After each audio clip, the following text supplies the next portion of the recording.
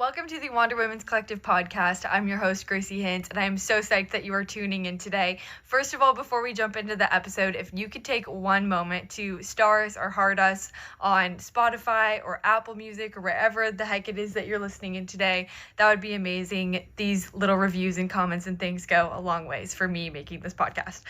So yeah, I would super appreciate that. But today's episode is with Meredith Rodgers. I am so psyched that everybody's listening in today.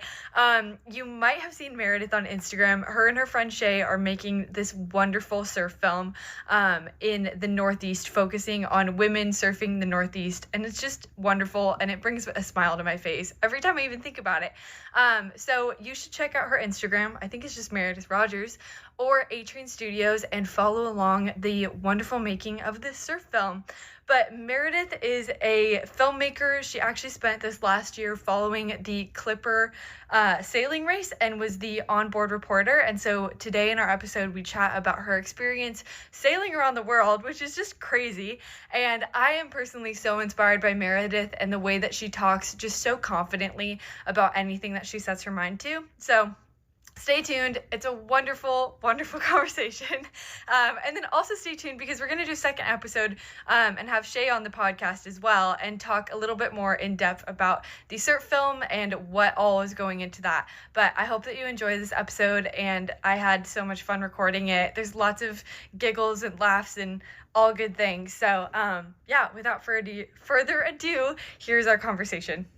I do just love to start out with the question of who are you and what do you spend your time doing? That is such a fantastic question. That at almost age 27, I would love to be able to really, really have that dialed in. But I'm Meredith, and I guess I spend my time, I'm kind of torn half and half. I spend my time making films, and then I spend my time in the ocean. And then any time that I can make those two happen at the same time, I'm doing that. Let's see. I spent the last 7 years living in Santa Barbara, which was awesome. I learned so much about life there. I learned so much about what I want to do with my life, what I love, probably because I spent most of my time there in the ocean and heading in the direction living there kind of got me to where I am today. Probably because of the friends I met there, the jobs I worked, and the risks I was able to take there, which is awesome. And I feel really, really lucky to have ever been able to live in Santa Barbara. Even now, if I ever get to live there again, I'd be shocked because it is so expensive. But for the small amount of time I lived there as a 18 to 25-year-old, I was living with 6+ people in a house and just making it work. But I just feel really lucky for my time there. And yeah, so I started doing, when I lived in Santa Barbara, I started doing freelance. And I one day one of my good friends, Andrew Paul, we were working together, and I was working as a bartender at the time. I had just spent the year being a barista as well. And then Andrew and I were working at a leather goods company. And on the side, we were just doing photo video for fun. I had made YouTube videos my whole entire life. And it was something I really was passionate about. And everybody had asked why, would you ever do it as your job? And I was always no, I kind of want to save that. I want to save that. I want to have fun with it. I want it to be my hobby, and I don't want to hate it one day. So I never want to cross that bridge. So I always did videos for fun. My time in Santa Barbara was a lot of making videos for my friends that did music, kind of just taking all the things I loved, surfing and skating, and just making videos about it. And then one day Andrew turned to me while we were working at our leather goods company warehouse job. And he was like, Meredith, why aren't we doing what we love for our job? Why haven't we taken that risk? And we kind of just had this, we had a very, I just remember that moment, freezing in time and looking at him and being I don't know, should we do it? And both of us just kind of were wait, are you down? And in that moment, we decided we're going to quit our jobs in the next, we're going to put our 2 weeks notice in, and we're going to have each other to cheer each other on and just try to pay rent every month from that moment forward with what we love to do, which was photo and video. So that was cool. Now it's been, I think now we're on 4 years of making that happen, of paying rent every month with what we love to do, which is cool that it just started with a friend challenging me being like, why not just give it a shot? And I think both of us were really scared to fail, which is why we hadn't done it before. But now looking back on it, it's like one of the things I'm so thankful for. Like, I'm so thankful that I wasn't scared to try. And that, I mean, I was scared to try, but I'm thankful that we actually went for it. Well, and like right off the bat, like who were some of your first clients? Was it people that you had already kind of been working with, or was it like I'm fully just asking around and seeing who needs what? It was just asking around. I remember the first day that we like officially stopped working our warehouse job. Someone asked me what I did, and I said, I'm a full-time freelance filmmaker. And like day one, we just both like went for it and just like, hey, this is what we do. And so it was really just networking, which is like such a crazy, silly word, but it really was like going to coffee shops and meeting people and editing there and just telling people what we did and sending emails and like making pitches to people as if we've been doing this for years, but really we started yesterday. I love it because I love just like the complete confidence that is like such a theme through your life. It is. Yeah, I'm not exactly sure. I wouldn't say that I'm like a very confident person either. Like, I think in some spaces, yes, but in day-to-day life, I deal with so many insecurities and so many things. But when I'm able to zoom out, it is very strange to me that that has been a theme, that I have this like strange confidence to just go after something. And I'm not exactly sure where that comes from, because in day-to-day life, I'd say I'm pretty like, oh, I don't know if it's gonna work out, or I'm super scared to take that risk. I don't know if I'm the most like confident person in who I am. I deal with so much of that internal dialogue that's like negative towards myself. And so it's funny hearing like, oh yeah, it seems like you just have that confidence through. I'm like, I don't know where that comes from.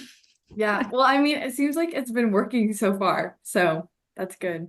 Yeah, I guess that's it. I think it's often like I'd rather just try to see, like, I think it's like, what's the worst that can happen? I think I often ask myself that. It's like, well, the worst that can happen, if I'm afraid of failing and if I'm afraid of kind of like, I don't know, the thing, it just ends up, I don't know where I was headed with that, but I think oftentimes it really is just like, what's the worst that can happen? The worst that can happen is that someone's going to say no, so I may as well ask. And like the worst that's going to happen with that, like quitting my job and whatnot, it's like, okay, so I go back and work a job that I wasn't necessarily not enjoying. Like, you know, it's like, I think it's better to try rather than like not take the risk, I guess. Yeah. Well, and what were some of those like initial jobs that you had that kind of like reassured you and kind of kept you going with it? It's a great question. I think those first jobs were given to me by the community of people that I'd surrounded myself with, which I found to be really, really important in the first years of freelance filmmaking and videography and editing and everything that I kind of ventured into. And I think having a support system in that like changed my life, because I would have friends that just believed in me.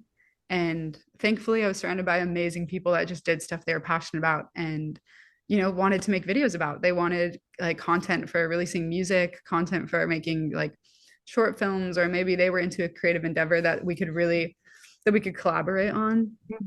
And that always pushed me forward. When I had a good friend, or, you know, even a friend of a friend, and I was recommended by someone else, it always built up my confidence and kind of gave me that push to keep going. And it didn't have to be a big brand. It didn't have to be like, I don't think for the first couple of years I worked with any notable brands or things that I was necessarily that you're putting on a resume to be like, hey, look what I did. But some of my favorite projects were those first ones because they were with people that really, really believed in me. And after that first year of filmmaking, I had put a little like showing together and included a lot of those clips. And I gathered all those people together because as I reflected on the year, I was like, that's what mattered most. It was the people that kind of just like gave me a chance. Like didn't, you know, I look back on some of those projects and I'm definitely not where I am today. And, you know, my skill set has like gotten better. My workflow, the way that I maybe even handle things with like communication, maturity, all those things are different. But looking back on those first projects, I'm like, the people that took a risk on me really changed my life. And it could have only been a couple $100s because I didn't know how to like even value my work. It could have just been like something I did for free, but without that, I wouldn't be 4 years into doing this. Mhm. Really cool. Well, and then so how does surfing play a role in like all of your life as well? Because obviously like that's a big theme and I don't feel like I realized how much of a theme it is. And like was that something that you picked up when you were in Santa Barbara and then we're just spending a bunch of time in the water? Right. Yeah. Yeah. Surfing accidentally has played a major role in my life, which I don't think I planned on. I was never the kid that was serious about it. I never wanted to compete. I never, like, I think I was pushed almost by my dad even in surfing because I started surfing really young. It was just like my family, we didn't even live by the coast too often, but any chance we could, we'd get to the ocean. Something that my family was really passionate about. Um, and or when I say family, it was something my dad was passionate about. Mhm.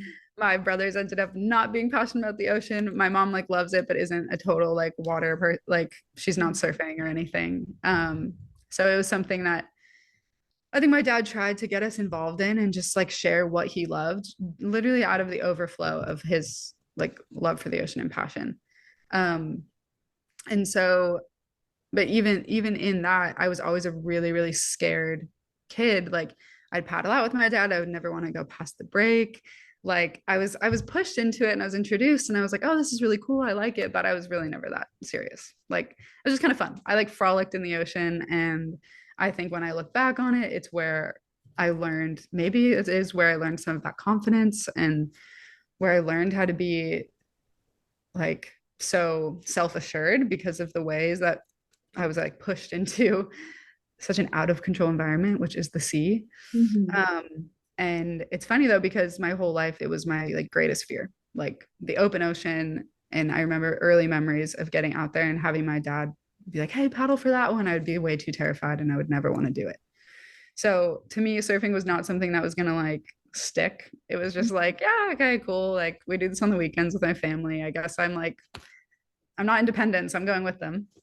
And then slowly but surely, I think when I moved out and I'm like, you're not with your family anymore, you're starting to make your own decisions and starting to realize, okay, what is something that really grounds me? What's something that brings me life? And like, what's an activity that can even build community for me? Like something like that. Mhm. And so when I moved to Santa Barbara, and it had been a couple years since I maybe was surfing frequently at all, I I think I realized how much I loved it. I was like, wait, this is something I didn't realize that, years and years of that repetition, even though I wasn't taking it so seriously, was building a really, really deep love for the sport, and not in a competitive way, not in any type of hardcore extreme way. It was truly just like for sport, like just for the love of the activity, I guess. So then moving to Santa Barbara, like I made a lot of my friends through surfing. It's how you build a lot of relationships, I think, in a town like that. And it's how I met some of my closest girlfriends. We would spend months at a time surfing every single day just because we wanted to challenge ourselves. And if Mhm. anybody else wanted to come in and like learn, we would take them out and be like, cool, we're doing like surf every day of May. And then we do a surf trip at the end of that. And it was cool. It was just like something I just didn't realize that my life would start to revolve around it. But it's where it's where I've been finding some of my most beautiful moments and most beautiful friendships. So I think the community piece of it is so cool. And you do kind of forget about that, but it's like there really is no better spot than to be doing something that you love with a community, specifically of women when it's surfing. no, And seriously. it's just a place too where like you can get away from your day to day. And especially being in Santa Barbara and like when I was in San Diego, it's just like that's the easiest outlet to like go and calm your mind in a way. Yes, that's exactly what it is. It's like space and time just away from everything. And I mean, surfing with people is great, but even on your own, it's basically therapy. Like Mhm. you're getting out there and you wonder why you just want to keep getting back to it like over and over and over. It almost becomes addicting because you finally Mhm. have like maybe space to breathe in your really busy life. And that then holds space to like build that community because you're calm, you're together, you're doing something you love, and then you start chatting with people out there and you're like, oh my gosh, like so great. Yeah, Yeah. exactly. Did you form a lot of community like through surfing I as did, well? and a lot of it too is because Point Loma was on the cliffs. And so it was like anything that anybody was doing, it was like, you're gonna go surf, Yeah. like Yeah, it's yeah. before class and like you're gonna go surf. And like Yeah. it's after class, you're gonna go You're surf. gonna go It's a surf. nice sunny day, like you're You're gonna go gonna go surf. surf. So no, and like my freshman year, like I did not surf at all. And it was something I was like super intimidated by. And part of that too, I think, was because there is also that extreme surf culture, especially at a school like Point Loma, where you have a lot of people coming because of the surf that's so close.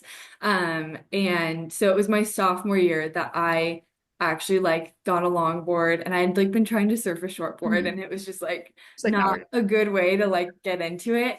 And it was COVID, and so I was living on campus and was just able to like get out every single day. And so for that whole fall, I was out every single day, and there were not very many people living on campus too. And so it was just like the surf break was like pretty mellow, and like there weren't a ton of people there. And then it was also that like space and place where people were actually like coming and hanging out during that time. yeah. And so, yeah, I do feel like a lot of my like close relationships were formed or at least like nurtured in that space of just like going and being in the water together.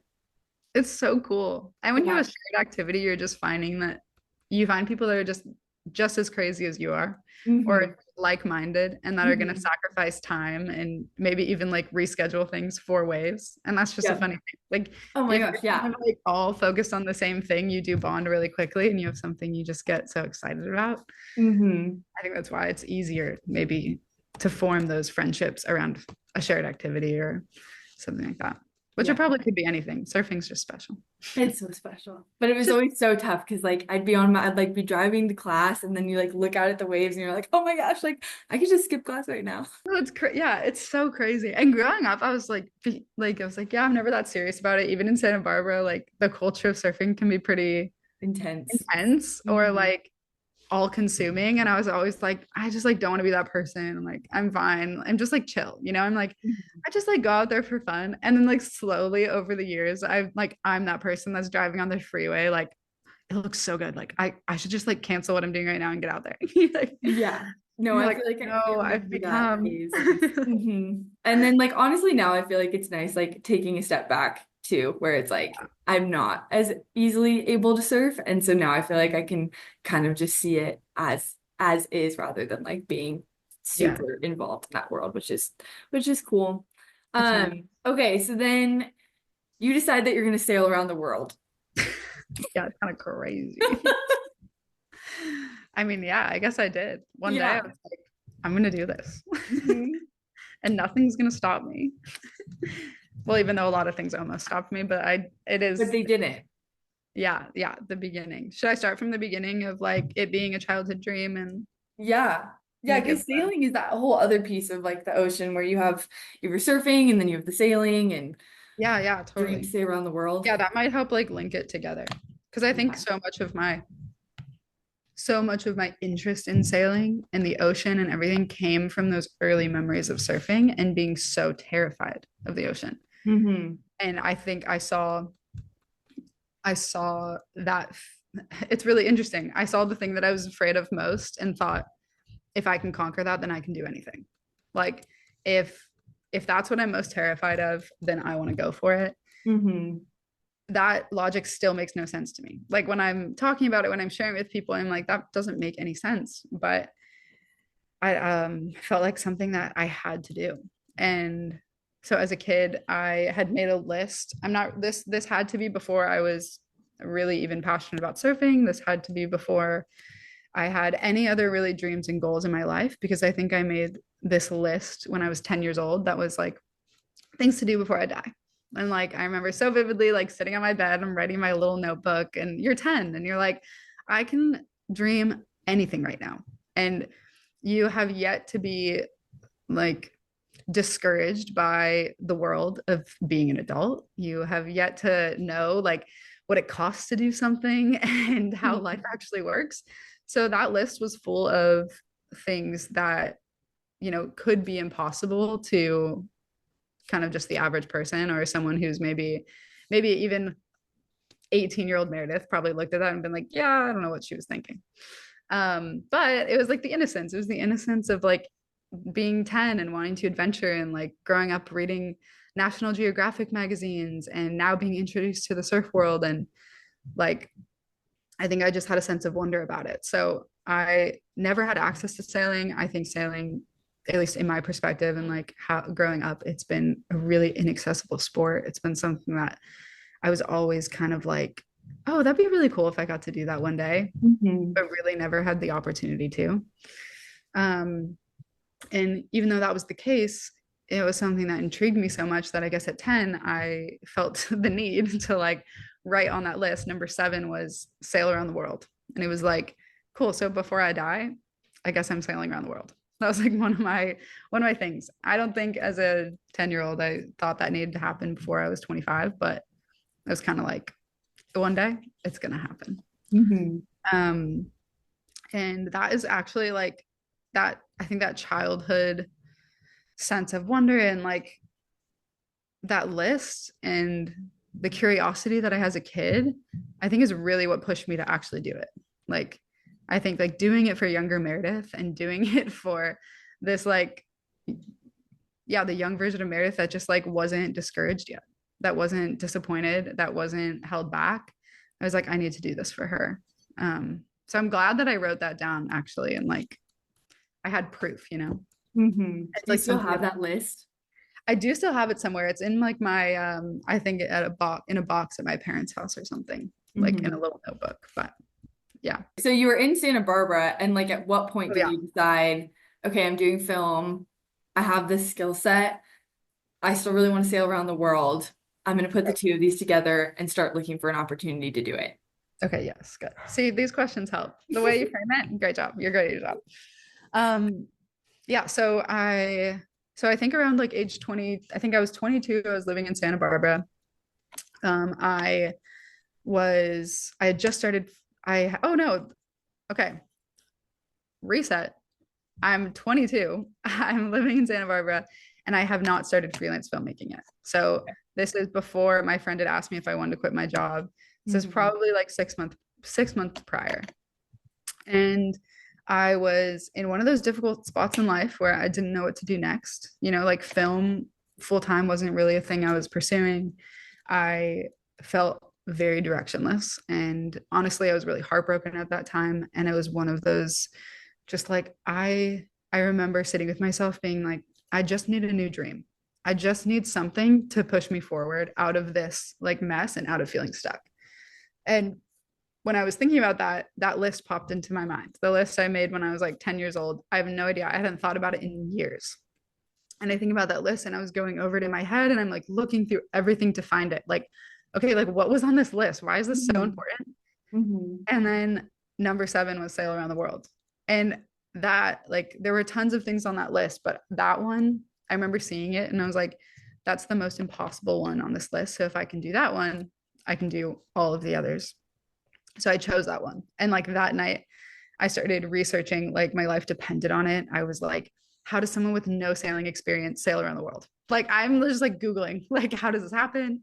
I'm also Googling how people do it with experience. You know, maybe this is going to happen when I'm 70. Maybe this is going to happen like way later. I found everything from owning your own boat and doing it solo to like, you know, hiring crew for different legs to do it with you or just joining other boats. And then luckily I ran across something called offshore racing, which I didn't know was a thing at all. It's like not involved in the sailing world, really had like kind of just like didn't know anything about it. So then I found this program called the Clip Around the World Yacht Race. And basically their spiel was that you sail around the world in 11 months and you're a part of a race team. There are like 11 different teams racing against each other, all fundraising for UNICEF. So to me, I was like, okay, that's perfect. Like, this sounds like something I could do. It's something I could work towards. I could maybe learn to sail, get a part of this, be a part of this team, and then like race around the world. For so like, that was the one thing I was like, okay, this has steps. Like, I can do this. So I like applied and I like got all my information down and then just started telling people like, guys, I think I'm going to sail around the world. And then unfortunately life does what it does best and kind of hits you with the reality of how much something could cost and how much something would take, like how much it would take to actually get on that boat.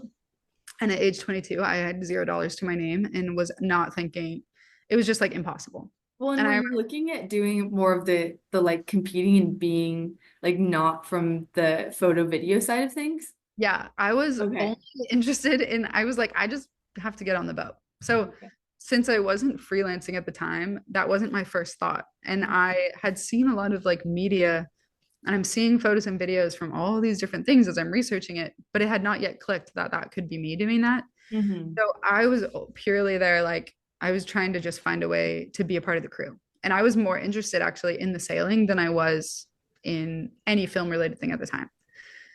So then fast forward, I realized I can't do it. I can't afford it. I'm discouraged. I'm like, my life's over. Like, you know what? Dream. It was fun to dream for like 5 minutes. Maybe Mm-hmm. it helped me just like, get back on my feet and I'll do something else. And then 6 months, probably 6 months to a year pass. And I've started freelancing. I'm doing photo video. I'm getting more comfortable, kind of like emailing people, asking like for jobs. Mm-hmm. And when I was driving one day, it like hit me finally. I was like, wait, I'm seeing all of this media. I'm seeing videos of people like sailing around the world. And I was like, I could do that. Like, why don't I just email them and ask? So I emailed Clipper, which was the race that I had originally found that I applied to and like was really interested in. It's like I just chose one. And I emailed them and I said, I have like a screenshot of all these emails, which is fun, but it's like, hey, this is my lifelong dream. To be super candid with you, I can't afford it. And I've been really discouraged about it. So I wanted to ask if you hired freelance videographers. That's all I said. I was like, I'm a freelance videographer from Santa Barbara. It's my dream, help kind of thing. And like looking back, it's like not even the most professional email, but I was like, I'm just being honest. Mm-hmm. And to my surprise, they got back to me that week and they were like, yeah, actually the role is called an onboard reporter, which I didn't know was even a thing. And they said I would be sailing around the world for 11 months documenting the teams as they sailed around, just did every part of like I would basically be on the boat and I would basically live on the boat for a year documenting all the teams sailing the world. And when I got that email back, I was like, this job was made for me. I was like, it truly felt like something at the time. And this was like years ago also. It took years for this dream to even happen. But I remember that moment being like, it's meant to be. Like, I've never heard of a more perfect role. Like, I want to sail around the world. I'm passionate about film. If I can now marry those two, like I would almost be more excited. I wouldn't have to take a year off to sail around the world. I would actually be working for a year and I would be pushing my career forward while also living one of these lifelong childhood dreams.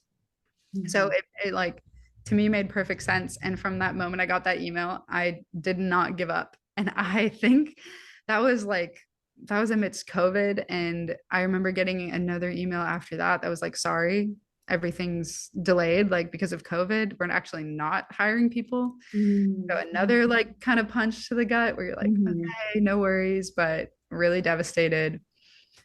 And years passed. And I think for almost 2 years straight, I emailed them once a month and was like, hey, any updates? And I would ask, and I would also update my resume and be like, hey, I worked with this brand, or hey, I did this outdoor thing. Maybe this could, kind of keep me on their radar and let them know that I'm still really interested. And I've never been more thankful for that type of persistence, because I think that actually helped them. That kept me kind of like in the loop for when they actually restarted the race and needed people. Yeah. So then they finally restart the race. And then did they email you saying like, hey, we have this job posting open now? Yeah. So the race finally restarted in 2023. So that must have been 3 years since the original interaction I had with them. And I finally got an email back. I think it might have been April, maybe this time, either March or April of 2023. I finally get an email, and it's not from who I've been emailing. Turns out that they got a whole new media company, but luckily, because of my persistence and kind of keeping my name out there, they sent me an email. They're like, hey, Meredith, like this person passed your email along. Would you be open to having an interview? Like, we're the new media company for the Clipper Around the World yacht race. And I was like, absolutely. I like responded so quickly. I was like, oh my gosh, yes. Because up until this point, I was telling everybody that I was sailing around the world, yet had no verification of that. I had no actual like proof that that was going to happen. But people would be like, oh, what are you doing this year? Or, like, even when it came down to housing, when it came down to like me needing to sign a lease and live somewhere, I was saying no because I was so determined to get this job. And I thought to myself, I was like, if I'm just confident and continue to like believe that it's happening, like I'm just going to keep moving forward until they say no. Like, and I'm so glad I did that because it ended up, I mean, in a strange way, it ended up working. Like, and people would just be like, yeah, do you want to do this around this time of the year? I was like, no, I'm actually like sailing around the world. Like, oh, did you get the job? No, not yet, but they'll email But me. it's coming. Yeah. But it's coming. I was like, no, not yet. They're like, oh, did you get an interview yet? No, but it's coming. Like, and I literally stuck to that script until I got an interview. And it was so funny when I finally got an interview. All my friends and family were like, oh my gosh, I cannot believe it actually happened.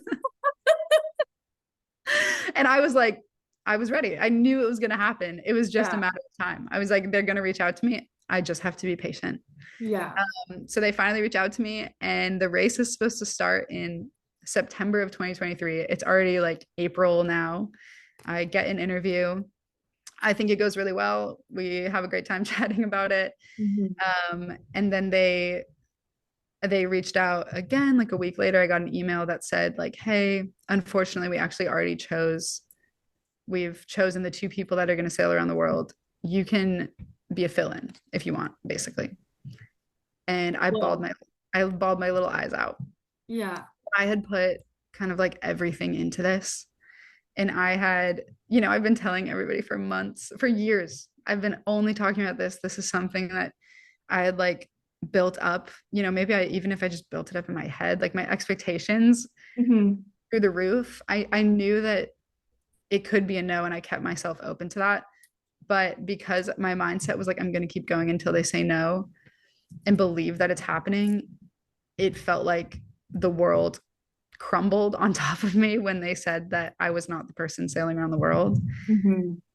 And I remember calling my mom and just like she cried with me. Like, we were just devastated. This, like, now it had been years of working towards this. And with one email, to me at that time, it was like one email just basically like changed the course of what I'm doing for the next year. And I have no idea what I'm doing. And I thought up to that point, like, when you take a risk and you put everything into it, like, it's worth it, because if it works out, you're going to be like, it's the best thing in the world. I don't think I had really yet like fully understood what it would feel like if it didn't work out. And I felt that. And I felt that for like 2 weeks straight. I never got an email. I never got anything after that. It was like, sorry, you're not the one. Like, maybe, you know, maybe you can come in for a month. But I was so driven to like accomplish this dream that I was like, I don't even want to just do a month. Like, if I can't do the whole thing, I'm not going to do it. And like, you know, maybe I apply for the next one. Like, maybe I wait. And I patiently waited. And I remember I documented this, like, I filmed a lot of this process, and I have me on video telling myself, like, I'm like super upset. I'm like so disappointed. But I pause in that video and I'm like, I'm not sure, you know, why this is happening, but I still feel like something needs to change this year. So I'm not going to give up. Not that I had any control over it, but like in my head, I was like, in my heart, I was like, I'm not going to give up. And 2 days later, I get another email, and they're like, hey, do you want to do a second interview? And I was like, what? Like, you already said no. I was like, yes, name a time and place, you know, like, of course. And I hop on that interview, and one of the first things the guy says is like, which I also have on video, which I'm thankful for, is he goes, do you fancy sailing around the world then? And I just stop and I go, yeah, it would be a dream come true. Like, it was one of those just movie moments. Like, I had just hit the low of the low. I don't know what I'm doing with my life now.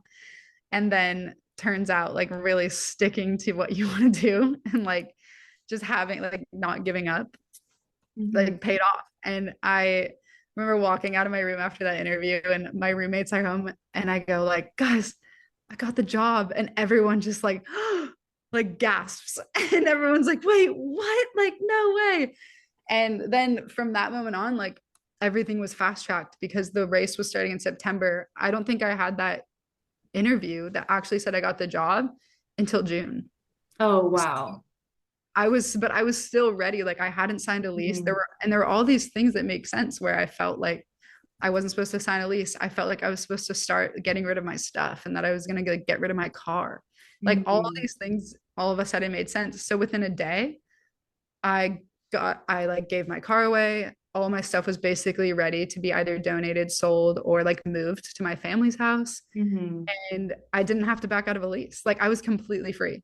Mhm. And so when they said like, can you start training July 1st, I think it was, I'd have to go train for a month. And then if I passed the training, I would get the job. Mhm. It was beautiful because I was able to say yes. Like I had no job holding me back. I had no lease. I had nothing. And it's Yeah. because I was like, I really, like for months, was so confident that I was going to get the job. Which it's like crazy. If I wasn't that confident, even though I think a little bit of it was delusion, I would have had so many hurdles and hoops to jump through to be able to say yes to the job when it came. Mhm. Yeah. Well, and like even imagining like a world in which like that hadn't happened too, it's like that's crazy to think about as well. It Yeah. is kind of crazy. Yeah. I don't know what I've done. Yeah. Well, and then so then you jump into it and like it'd be lovely to touch on some of like the highs and lows and funny stories of like what sailing around the world even looks like. Because it is one of those things that like you say, and it's this huge concept, especially for people that are not in the sailing and boating world. And Yeah. like, yeah, like what did that look like? Did all of the dreams meet expectation? That's a great question. I think a lot of my expectations were blown, and then a lot of the time I think I just had no idea what I was getting myself into. Hmm. Like I I mean, it was really, really beautiful. There were moments that like changed my life. And then there were moments that I was like, I'm going to give up. I think I'm in over my head.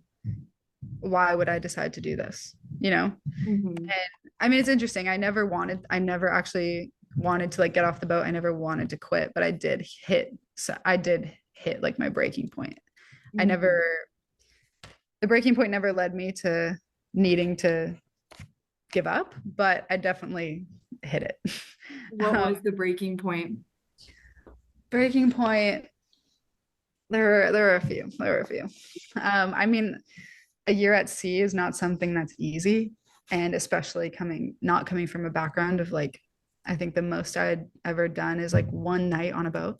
So Mm-hmm. jumping into that, I think that it was everywhere from like an emotional breaking point to a physical breaking point when you get sick on the boat and you're out Hmm. there, and when you're seasick and you're throwing up off the back of the boat, but you like still have to keep working. Hmm. And then you still have 28 days ahead of you to like get to Uruguay, and you're like, I have to push through. Like I literally need to do it. But so I think there were little breaking points throughout the whole beginning process and like getting used to it and adjusting to what I had chosen to do.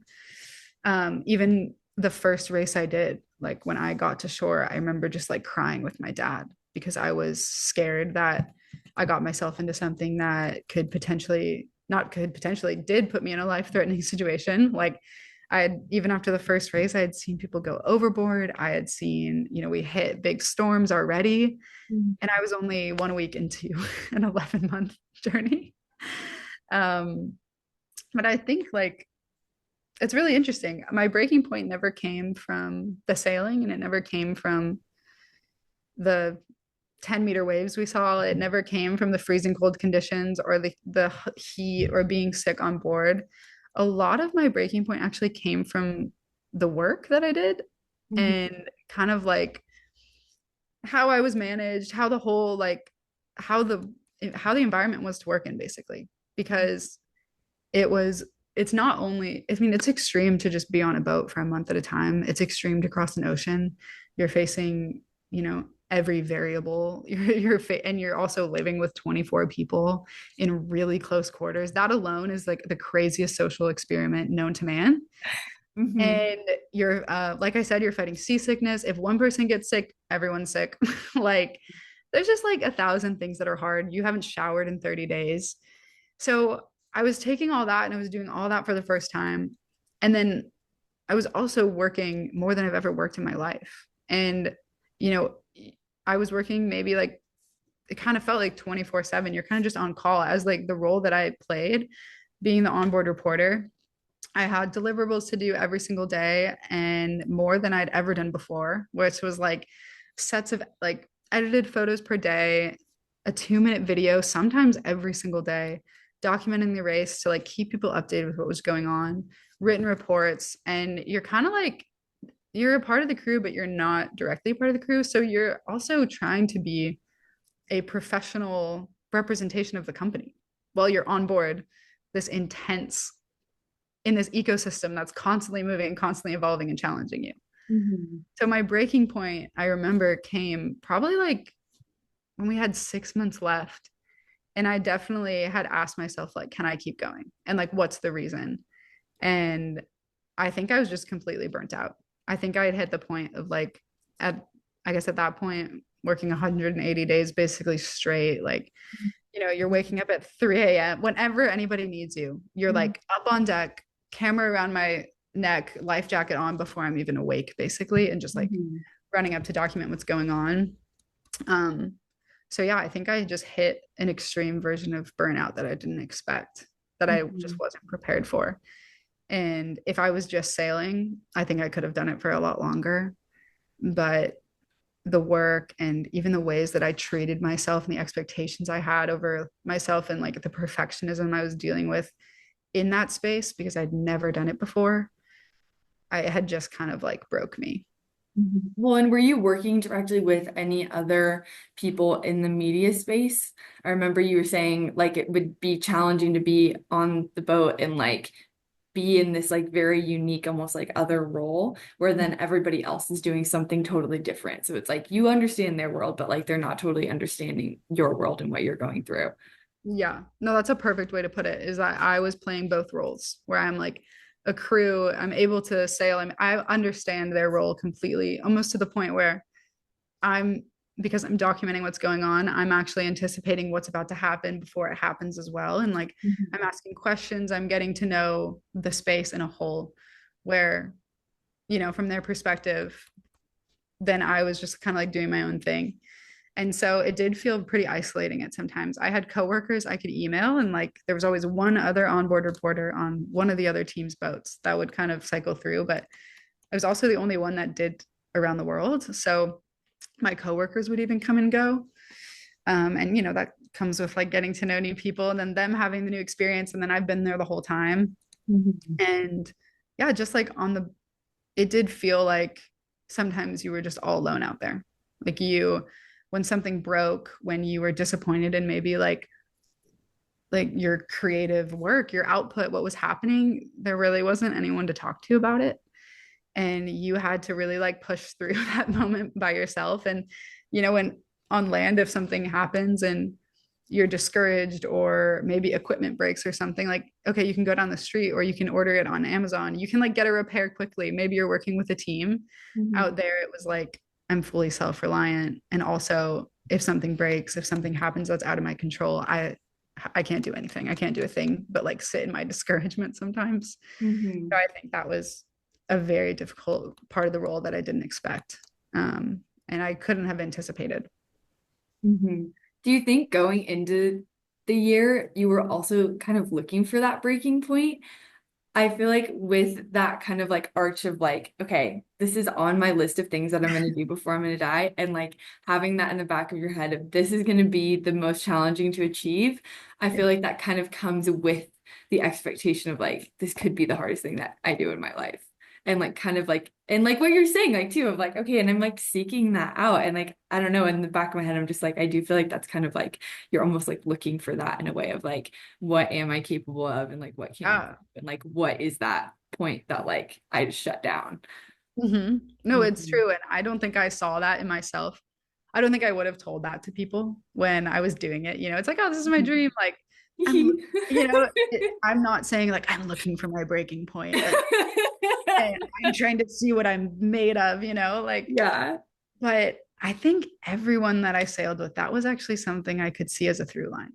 Like, Yeah. I think that everyone came from different seasons of life, and whether they knew it or not, I think you said it perfectly. It's like you're kind of subconsciously asking yourself, like, what am I capable of?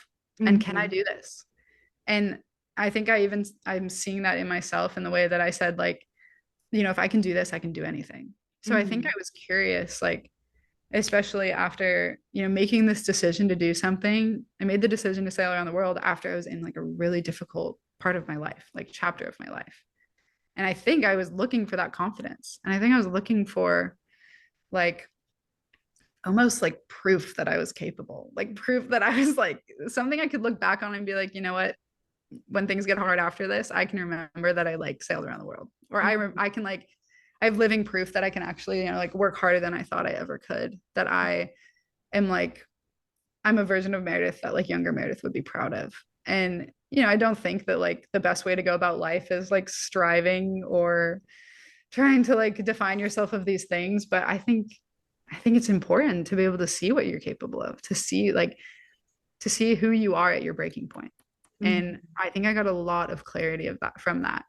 I think in some ways I would say I was more discouraged. I would see myself and I was disappointed and I hated who I saw. And I think those were some of the hardest moments, was like the inner dialogue and the narrative. You really could, you just like saw yourself in the most stripped down version. And some of that was really hard for me and almost like heartbreaking, because I was facing who I was, and you're out at sea with no distractions, literally nothing. You have no way to turn except for inward, and that was really difficult for me. But then I'd also like to mention that I saw sides of myself that like I'm so proud of, and that I think, you know, not in like a way, not in like an egotistical way, not like prideful, but like, because I didn't even believe these things about myself before. But now leaving this experience, I'm like, oh my gosh, I'm like genuinely like love who I'm becoming. I genuinely saw sides of myself where I was like, I cannot believe that's who I am at my breaking point. And I think it's really easy to be negative and hard on ourselves and side with that. But if you can just get like a glimmer of that hope, or like that love for yourself and care for yourself, I think that can like push you forward way faster than the criticism. And I am Mhm. someone who's always critical of myself. So to even get that tiny piece and to see those small moments where I was genuinely like, I can't believe that like this is who I am.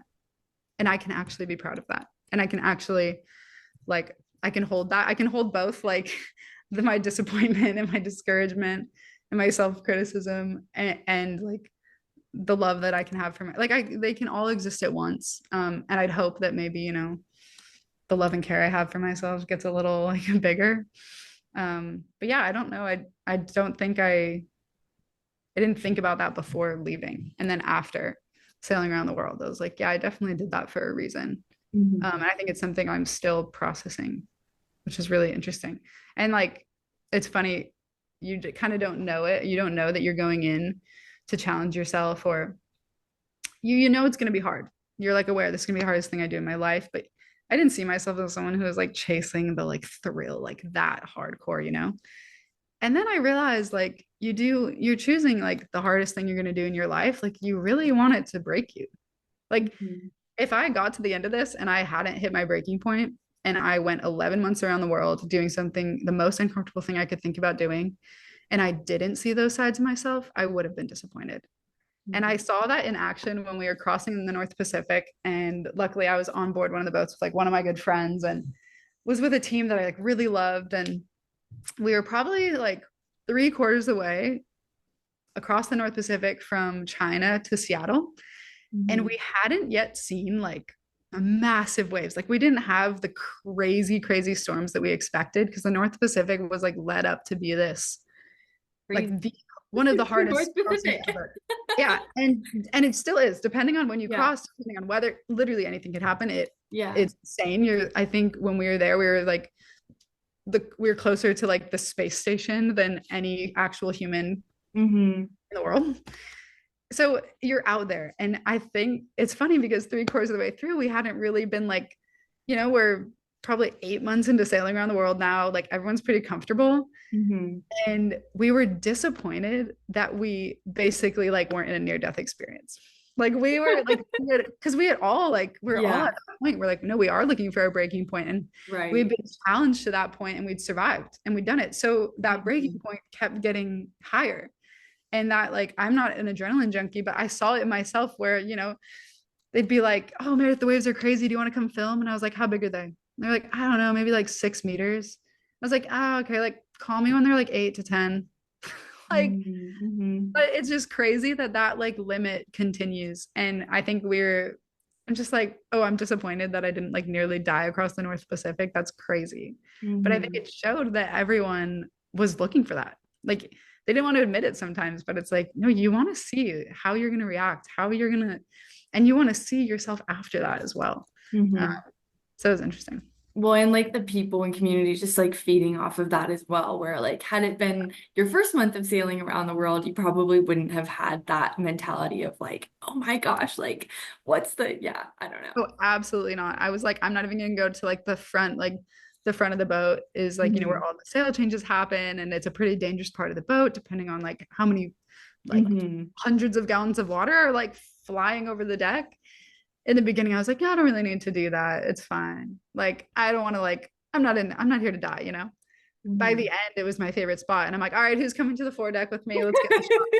Like, it's Yeah, crazy. Like yeah. looking at myself from the beginning to the end, I had actual, I had things I said I wasn't going to do. And Mm-hmm. then by the end got so comfortable and like confident.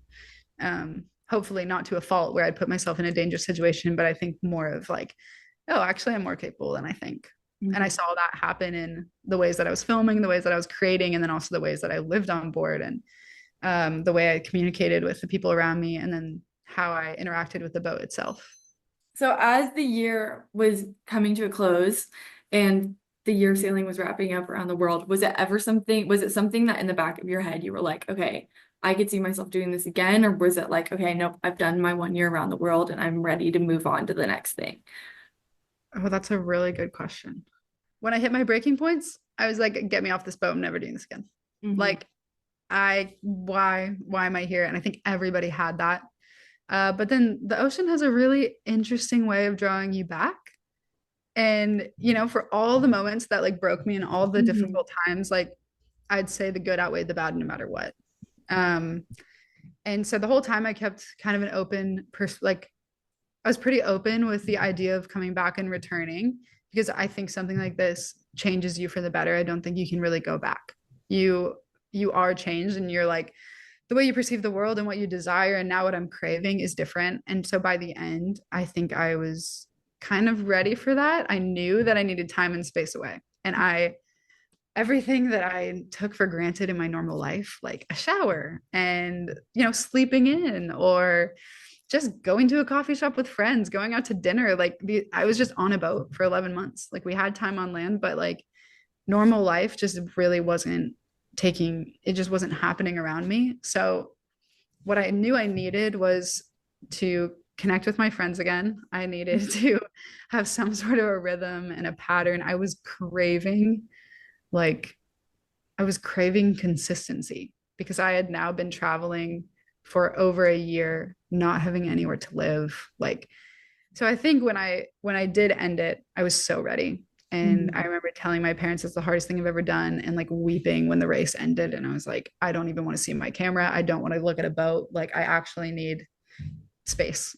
Um, I recently listened to a podcast that said that like the amount of time that you spend at sea, you need either that exact amount of time or 2 to 3 times that to be on land and reset for Mm-hmm. your next like journey or whatever you're going to do. Mm-hmm. So I think I needed that. I think my body needed that. I was depleted. I was depleted in ways I never thought that I would be. Um, but in the back of my mind, I was always like, oh, I'm so excited. Like, I'm excited that this could set me up to do this again. Or, I don't know if I was necessarily thinking about circumnavigating the globe again like that. Mhm. But I was just excited to like that I had this new skill set and I had a new passion, because one of the outcomes could have been that I absolutely hated sailing, never wanted to look at a boat again, and it destroyed me.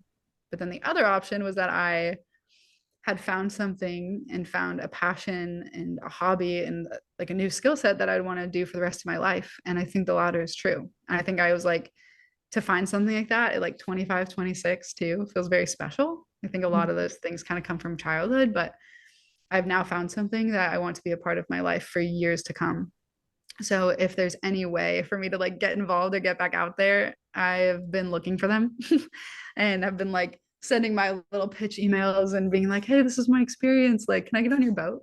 Like, and it's just funny because I knew that was a possibility. I had this passion for a reason, I think. But more now than ever, I'm like excited to see where it goes. How did you end up deciding where you were gonna be? Because then you end up, now you're in New York. So when you're off the boat, did you have any concept of, okay, I know where I'm gonna be based? Because you had that sense of like, okay, I need to be having these like normal life routines again, Yeah. but also like going from this extreme of my life is all over the place, all on the boat, to then like, okay, how do you actually start to like build a life back after that? Yeah. I mean, that could be a whole podcast.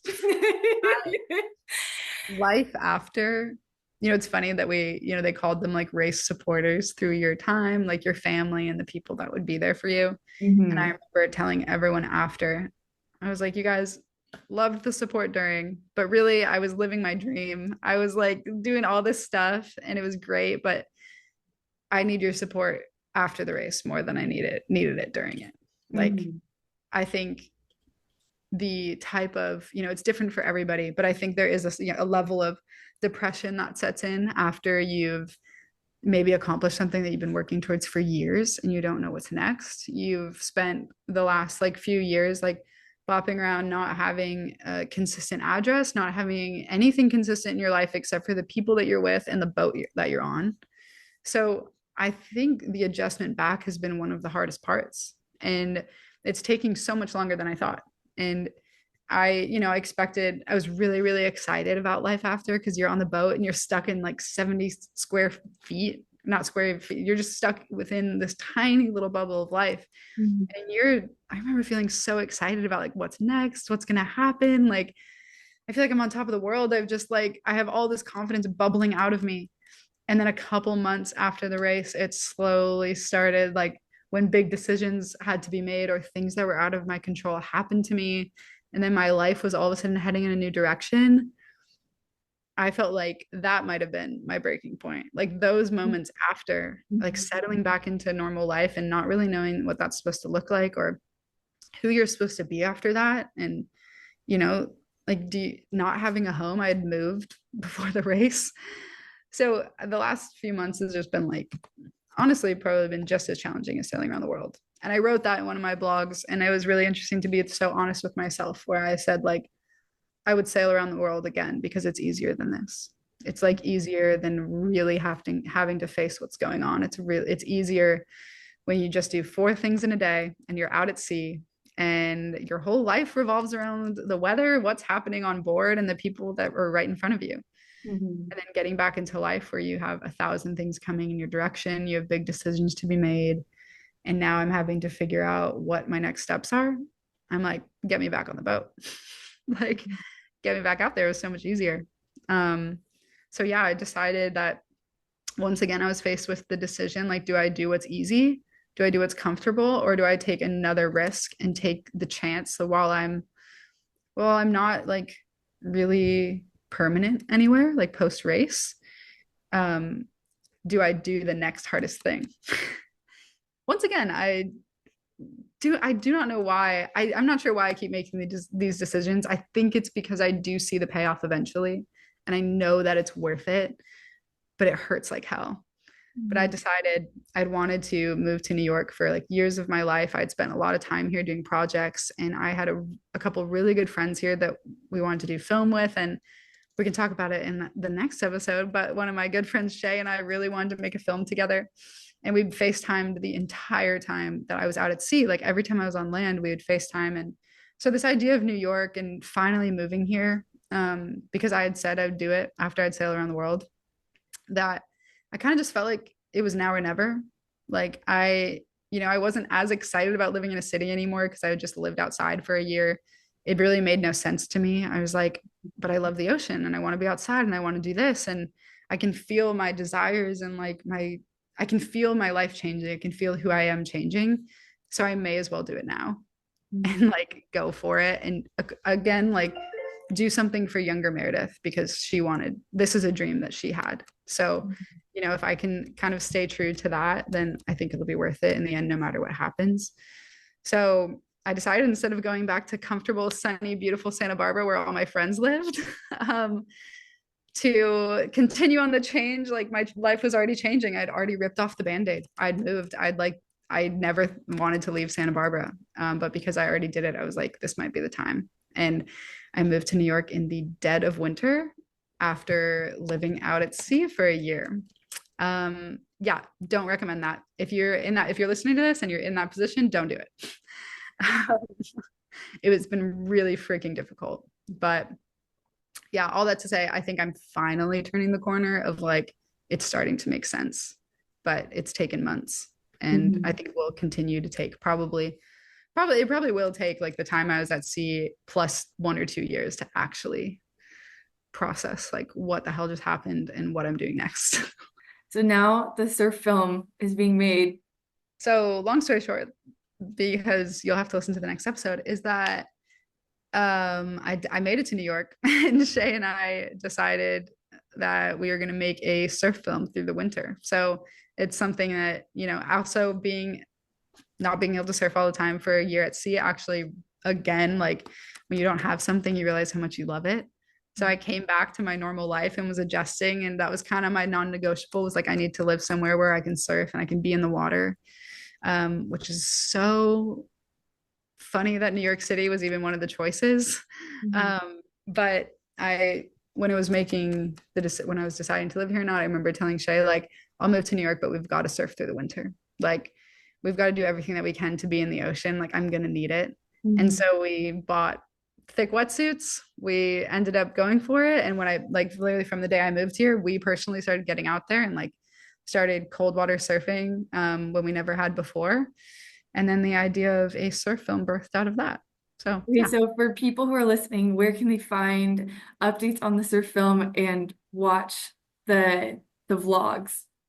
Yeah, so if you want to follow along for the next journey, we started something called A-Train Studios. So you can follow along on youtube.com/A-Train Studios, or like our Instagram, it's just at A-Train Studios.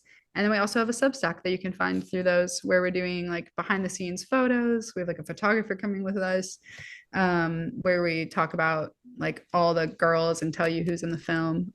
Just some like extra goodies are on there. But yeah, almost everything's like on a social media platform, and we're trying to basically put out a video like once a month every time we go on these trips and really show people what it takes to make a film like this as we go along. Which also I have to say, as a viewer of these films, like every film that I've watched, I'm like, oh my gosh, that just put the biggest smile on my face.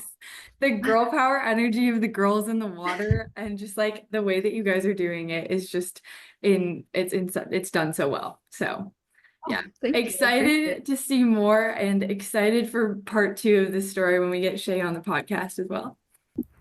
Thank you so much for listening to the podcast. I hope that you enjoyed today's episode. And remember to stay tuned, because we will be doing a follow-up episode with this and talking a little bit more in depth about the surf film further down the road. So I hope that everybody has a lovely rest of their week, and make sure to give this episode a thumbs up. Once again, it goes a long way.